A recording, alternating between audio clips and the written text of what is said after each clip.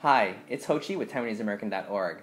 I'm with a friend of mine, Julia Kuo, from Cleveland, and I wanted to mention a little bit about her. She is an artist and illustrator, and I came upon her project earlier in 2011, a project called 100 Days in Cleveland, and it was a website that she had started to collect little sketches and illustrations of places that she loves in Cleveland. I've been to Cleveland before, and honestly, it was a while back, but I really wasn't that impressed the first time. But after rediscovering this blog, and having been from the Midwest originally, it was just amazing to see how you saw Cleveland through your eyes, and that your sketches were just beautiful. So I really was impressed, and I really wanted to speak to you today and just get an idea of what you do and all of the other projects that you're working on. So I was wondering if maybe you could just tell us a little bit about yourself. Yeah, sure. So I grew up in LA. I'm Taiwanese American, and it wasn't until I moved to St. Louis for school that I started to realize that I wanted to do art. So I ended up leaving with an illustration marketing degree and moving straight to Cleveland to work for American Greetings. So I made greeting cards for them for 2 years and then just left completely to do freelance on my own. So for the past 2 years, I've just been working for myself, doing all sorts of projects, and 100 Days in Cleveland was one of them. So you become somewhat of a semi-celebrity in Cleveland because as you were introducing all the pieces one by one, I think a lot of the reviewers and art critics out there started picking up, some of the press picked up on you. Tell us a little bit about that experience. It was pretty exciting. It was the first time in my life I've ever been called a blogger and been treated as one. But I just went around documenting and illustrating all the places that I liked around Cleveland. And because Cleveland is so underrated and underappreciated, as you Sorry. I think the people who actually like the city really picked up on it, and they were just happy to have it represented somehow. And so I was fortunate enough to be featured, in newspapers, magazines, and even on NPR, which is huge for me. I never expected anything to come out of just a small personal project. That's amazing. Can you tell us a little about some of the other projects you've been working on? Sure. I actually do everything. I draw for every type of media, from children's books to iPhone apps, stationery, editorial illustrations for the New York Times, wedding invitations. Let's see, what else? Yeah, show us some of the work that you've done. Oh yeah, and even just music. So for instance, one of my favorite projects has been a CD cover for Priscilla On. And I try to work with Asian American artists when I can. So another one for Deb O. She's an artist in New York. Here's here's a magazine illustration for Hyphen. It was really great to connect to these folks here. Yeah. They've got a really great thing going on. That was a recent, that was their most recent public, quarterly publication. Yeah. I picked up a copy. And yeah? I picked it up partly because of your artwork. Oh, thank you. Yeah, but it's really all over the place. Actually, I started off as a freelancer working for the New York Times. I did a lot of editorial illustrations for the travel section, which sort of got me getting used to the industry and learning how to work in it. But since then, it's just completely branched out to all aspects of illustration. Oh, these pieces are really beautiful. I really like the images you capture here. Thanks. Very creative. Yeah, even on top of the commission stuff, I also do a lot of personal work. So tell us more about that. Yeah, and some gallery art. So one thing I especially like was this piece that I did for Giant Robot.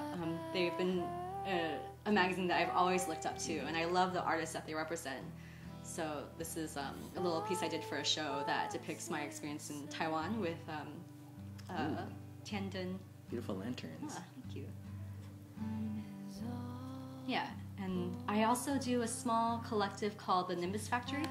This is a website here. So it's a small paper goods boutique, and we do everything from greeting cards to calendars, gift wrap, playing cards, journals, and tote bags. And it's made up of 2 designers and 2 illustrators, and we just really work together to create everything that we want to make. It's just like a little pet project. That's amazing. You can find that on the nimbusfactory.com. Great.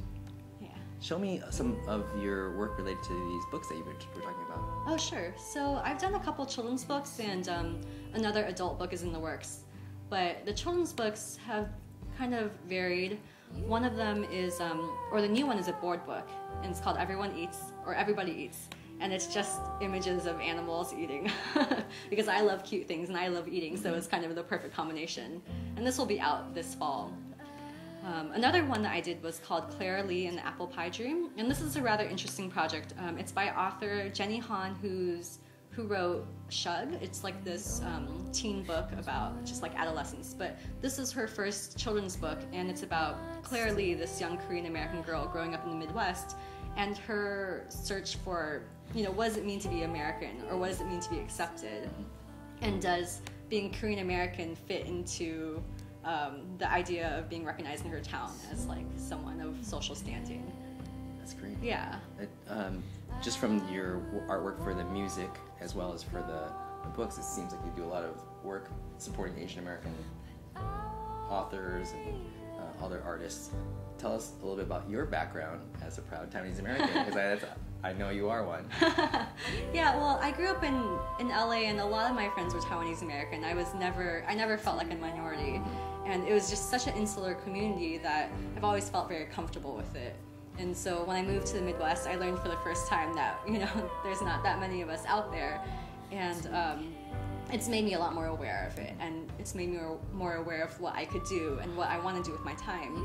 So ever since becoming a freelancer, and becoming more comfortable in my career, I've had the good fortune to be able to say, like, hi, I want to work with you. I want to donate work to you or donate time to you, just simply because I'd like to help you out.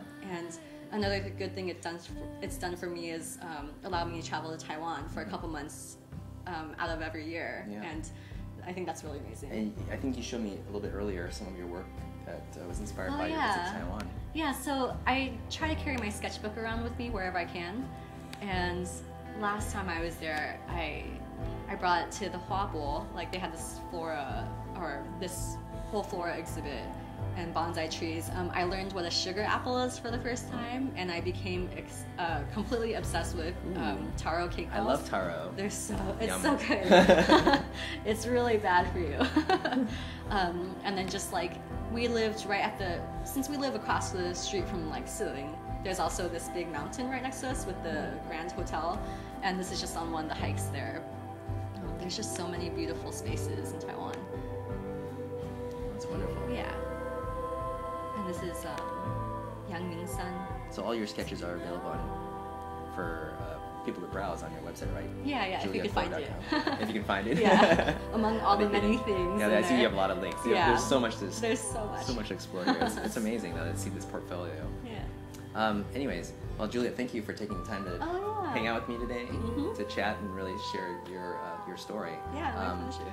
So for all of you out there, be sure to check out Julia Kuo at juliakuo.com.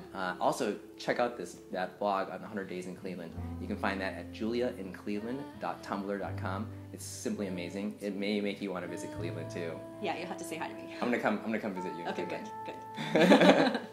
All right, thank you. All right, thanks. See you next time.